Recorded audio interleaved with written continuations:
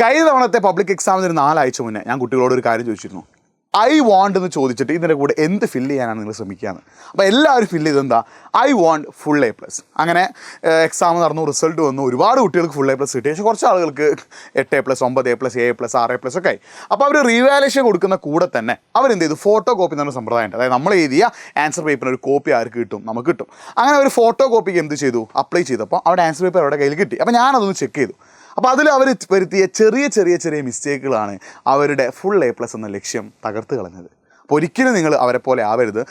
അവർ വരുത്തിയ ചെറിയ മിസ്റ്റേക്കുകൾ വരുത്താൻ സാധ്യതയുള്ള കുട്ടികളാണ് നിങ്ങളും. സോ അവർ വരുത്തിയ അതേ മിസ്റ്റേക്ക് വരുത്തിയിട്ട് നിങ്ങളുടെ ഫുൾ A+ എന്ന ലക്ഷ്യവും എന്ത് ചെയ്യരുത്, തകർന്നു പോകരുത്. സോ അത് തകരാതിരിക്കാനാണ് ഈ ഒരു വീഡിയോ ചെയ്യുന്നത്. So welcome to Edupod SSLC YouTube channel. It's me your Nafi.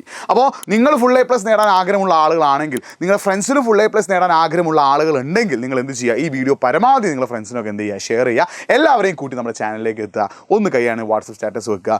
എന്താണ് നമ്മൾ ശ്രദ്ധിക്കേണ്ട കാര്യങ്ങൾ എന്ന് പറയുന്നതിന് മുമ്പ് നിങ്ങളൊന്ന് കമൻറ്റ് ചെയ്യുക. നിങ്ങൾക്ക് എത്ര A+ നേടാനാണ് ആഗ്രഹം? ഫുൾ A+ ആണോ, 8A+ ആണോ? അതിന് എത്രമാത്രം നിങ്ങൾ പഠിച്ചു തുടങ്ങിയിട്ടുണ്ട്? ആ 2 കാര്യങ്ങൾ നിങ്ങൾ കമൻറ്റ് ചെയ്യണേ. നിങ്ങൾക്ക് എത്ര A+ നേടാനാണ് ആഗ്രഹം, അത് നിങ്ങൾ എത്രമാത്രം പഠിച്ചു തുടങ്ങിയിട്ടുണ്ട്? ഈ 2 കാര്യങ്ങൾ കമൻറ്റ് ചെയ്യുക. അപ്പോൾ മുൻ വർഷങ്ങളിൽ കുട്ടികൾ വരുത്തുന്ന ചില മിസ്റ്റേക്കുകളാണ്. ഒന്നാമത്തെ എന്താടാ, ദേ ഡിഡ്ന്റ് റീഡ് ക്വസ്റ്റ്യൻ പ്രോപ്പർലി. അവരെന്ത് ചെയ്യില്ല, ക്വസ്റ്റ്യൻ പ്രോപ്പറായിട്ട് വായിക്കില്ല. അപ്പോൾ അത് ഓവർകം ചെയ്യാൻ നമ്മൾ എന്ത് ചെയ്യണം, ക്വസ്റ്റ്യൻ ശരിക്കും വായിക്കണം അല്ലേ? നിങ്ങൾക്കറിയാം ഫസ്റ്റത്തെ 15 മിനിറ്റ് എന്താടാ, കൂൾ ഓഫ് ടൈമാണ്.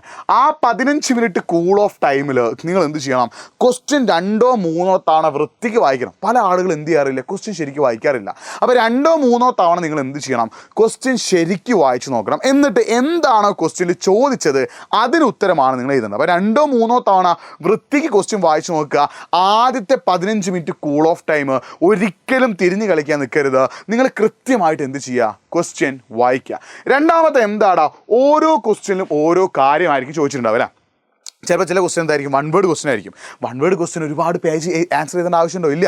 1 word ഒറ്റ ഉത്തരം മാത്രമേ ചെയ്തു. ഒരു എക്സാമ്പിൾ പറയുകയാണെങ്കിൽ, what is the peculiarity of June 21? June 21 പ്രത്യേകത എന്താടാ, സമ്മർ സോൾസ്റ്റിസിലെ ഗ്രീഷ്മ അയനാന ദിനം.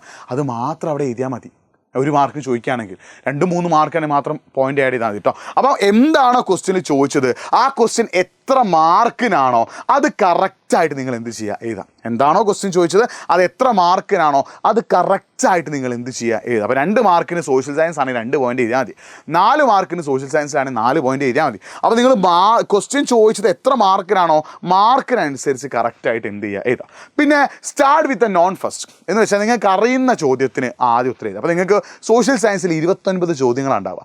ആ 29 ചോദ്യങ്ങളിൽ നിങ്ങൾക്ക് ആദ്യം അറിയുന്ന ചോദ്യം 28ാമത്തെ ചോദ്യം essay ക്വസ്റ്റ്യൻ നിങ്ങൾക്ക് വൃത്തിക്കറിയാം. അപ്പം അറിയുന്ന ചോദ്യങ്ങൾ എന്ത് ചെയ്യുക, എഴുതി പോവുക. അതായത് നിങ്ങൾ അറിയാത്ത ചോദ്യങ്ങൾ തുടക്കത്തിൽ എഴുതരുത്. നിങ്ങൾക്ക് ഏത് ചോദ്യമാണോ അറിയുന്നത് അതിങ്ങനെ എഴുതി പോകുക. അപ്പോൾ ചിലപ്പോൾ ചിലർക്ക് എന്താ 25ാമത്തെ ചോദ്യമായിരിക്കും വൃത്തിക്കറിയുക, ചിലർക്ക് 24ാമത്തെ ചോദ്യമായിരിക്കും. അപ്പോൾ അറിയുന്ന ചോദ്യങ്ങൾ ഫുള്ള് ആദ്യം എഴുതിയതിന് ശേഷം മാത്രം പിന്നെ എന്ത് ചെയ്യുക, അറിയാത്ത ചോദ്യങ്ങൾക്കായിട്ട് സമയം മാറ്റി വെക്കുക. അപ്പോൾ നിങ്ങൾ ഇപ്പോൾ അറിയാത്ത ചോദ്യങ്ങൾ തുടക്കത്തിൽ ഇങ്ങനെ എഴുതാൻ ശ്രമിച്ചാൽ എന്താ സംഭവിക്കുക, ഈ essay ഒക്കെ ലാസ്റ്റിലെ ക്വസ്റ്റ്യൻ ആണല്ലോ. അപ്പോൾ എന്താ സംഭവിക്കുക മക്കളെ, നിങ്ങൾക്ക് essay ഒന്നും പ്രോപ്പറായിട്ട് എഴുതാൻ സമയം കിട്ടില്ല. കാരണം ഇപ്പോൾ essay നിങ്ങൾ വൃത്തിക്ക് പഠിച്ചിട്ടുണ്ടാവും, പക്ഷേ essay എഴുതാനൊന്നും പ്രോപ്പറായിട്ട് സമയം കിട്ടാത്തൊരവസ്ഥ വരും. അപ്പോൾ നിങ്ങൾ അറിയുന്ന ചോദ്യങ്ങൾ ഇത് എത്രാമത്തെ നമ്പർ ആയാലും കറക്റ്റ് ക്വസ്റ്റ്യൻ നമ്പർ ഇട്ടിട്ട് വേണം എന്ത് ചെയ്യാൻ, ആൻസർ ചെയ്താൽ. അപ്പോൾ പലപ്പോഴും ചില കുട്ടികൾ, ഞാൻ ആ ഫോട്ടോ കോപ്പി കണ്ടതാ, പലരും പ്രോപ്പറായിട്ട് ക്വസ്റ്റ്യൻ നമ്പർ ഇടുന്നില്ല. അപ്പോൾ നിങ്ങളൊരു ക്വസ്റ്റ്യൻ ആൻസർ ചെയ്ത് ആ ക്വസ്റ്റ്യൻ നമ്പർ ഇട്ടിട്ടില്ലെങ്കിൽ ആ ക്വസ്റ്റ്യൻ നിങ്ങൾക്ക് 0 മാർക്കാണ് കിട്ടുക. അപ്പോൾ ക്വസ്റ്റ്യൻ നമ്പർ കറക്റ്റായിട്ട് എഴുതുക എന്നുള്ളത് എന്താണ്, അത്യാവശ്യമാണ് കേട്ടോ. പിന്നെ നിങ്ങൾക്ക് എല്ലാ ക്വസ്റ്റ്യൻസിനെയും ആൻസർ ഒന്ന് എഴുതിയതിന് ശേഷം, എല്ലാ ക്വസ്റ്റ്യൻസിനെയും ആൻസർ ചെയ്തതിന് ശേഷം സമയം ഉണ്ടെങ്കിൽ നിങ്ങൾ എന്ത് ചെയ്യുക, മൊത്തം ക്വസ്റ്റ്യൻ ഒന്ന് ഓടിച്ച് നോക്കുക.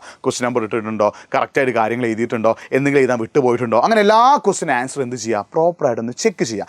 അങ്ങനെ പ്രോപ്പറായിട്ട് ചെക്ക് ചെയ്തതിന് ശേഷം മാത്രം എന്ത് ചെയ്യുക, പേപ്പർ തിരിച്ചു കൊടുക്കുക. അപ്പം കറക്റ്റ് ശ്രദ്ധിക്കണം, ക്വസ്റ്റ്യൻ നമ്പർ ഇട്ടിട്ടുണ്ടോ, ആൻസർ ഒക്കെ എഴുതിയിട്ടുണ്ടോ, ഏതെങ്കിലും ക്വസ്റ്റ്യൻ എഴുതാൻ മറന്നു പോയിട്ടുണ്ടോ, എല്ലാ കാര്യങ്ങളും എന്ത് ചെയ്യുക, കറക്റ്റായിട്ട് നിങ്ങളൊന്ന് ചെക്ക് ചെയ്തതിന് ശേഷം മാത്രം ക്വസ്റ്റ്യൻ ആൻസർ പേപ്പർ എന്ത് ചെയ്യുക, തിരിച്ചു കൊടുക്കുക. അടുത്തത് അറ്റംപ്റ്റ് ഓൾ ദ ക്വസ്റ്റ്യൻസിൽ എല്ലാ ക്വസ്റ്റ്യൻ ആൻസർ എഴുതിക്കും. അതായത് എഴുതും എങ്ങനെ എഴുതണം, ആദ്യം നിങ്ങൾ അറിയുന്ന ക്വസ്റ്റ്യൻ വൃത്തിക്ക്. നിങ്ങൾക്ക് ചില ക്വസ്റ്റ്യൻസ് എങ്കിലും അറിയാമായിരിക്കും. എത്ര പഠിക്കാത്ത ആളുകളാണെങ്കിലും എക്സാമിൻ്റെ സമയത്ത് എന്ത് ചെയ്യും, ഒന്ന് കുത്തിയിരുന്ന് പഠിക്കും അല്ലേ. അപ്പോൾ ഒരു 4-5 ക്വസ്റ്റ്യനെങ്കിലും ആൻസർ നിങ്ങൾക്ക് എന്ത് ചെയ്യാൻ പറ്റും, അങ്ങനെ വൃത്തിക്ക് പഠിക്കാൻ പറ്റും. അപ്പം നിങ്ങൾ ഫസ്റ്റ് എന്ത് എഴുതണം, അറിയുന്ന ക്വസ്റ്റ്യൻസിന് ആൻസർ വൃത്തിക്ക് അങ്ങോട്ടേക്ക് എന്ത് ചെയ്യുക, എഴുതി വെക്കുക.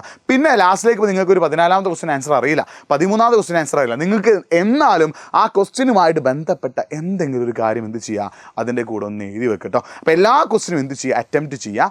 ക്വസ്റ്റ്യൻ എന്ത് ചെയ്ത് സ്കിപ്പ് ചെയ്ത് കളയരുത്.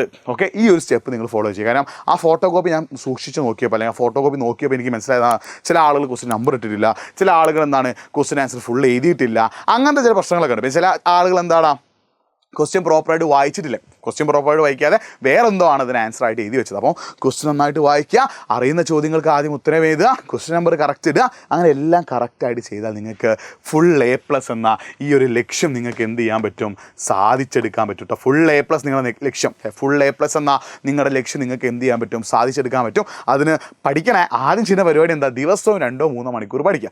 പഠിക്കാൻ നിങ്ങൾക്ക് ഒരു സ്റ്റഡി ടൈം ടേബിളൊക്കെ ആവശ്യമുണ്ടെങ്കിൽ അതിൻ്റെ വീഡിയോ ഓൾറെഡി നമ്മുടെ ചാനൽ ചെയ്തിട്ടുണ്ട്, അത് നിങ്ങളൊന്ന് കണ്ടു നോക്കട്ടെ, ചാനലുണ്ട്. ഓക്കെ, നന്നായിട്ട് പഠിക്കുക. പഠിച്ചതിന് ശേഷം എക്സാം ഹോളിൽ ആൻസർ ചെയ്താൽ പോകുമ്പോൾ ഈ കാര്യങ്ങളൊക്കെ ശ്രദ്ധിക്കുക. ഓക്കെ, അപ്പോൾ നിങ്ങളുടെ അഭിപ്രായങ്ങളും കാര്യങ്ങളൊക്കെ ഒന്ന് കമൻറ്റ് ചെയ്യുക. പഠിച്ചു തുടങ്ങിയോ, ആ കാര്യങ്ങളൊന്ന് കമൻറ്റ് ചെയ്തിട്ട് നിങ്ങൾ പഠിച്ചു തുടങ്ങിയിട്ടുണ്ടോ, ഏതെങ്കിലും വിഷയം ടഫായിട്ട് തോന്നുന്നുണ്ടോ, സ്കൂളിൽ ചാപ്റ്റേഴ്സ് എടുക്കുമ്പോൾ ചിലതൊക്കെ മനസ്സിലാവാത്തതുണ്ടോ, ആ കാര്യങ്ങളൊക്കെ എന്ത് ചെയ്യുക, കറക്റ്റായിട്ടൊന്ന് കമൻറ്റ് ചെയ്യുക. അപ്പം വീണ്ടും കാണാം, അതുവരേക്കും ബൈ.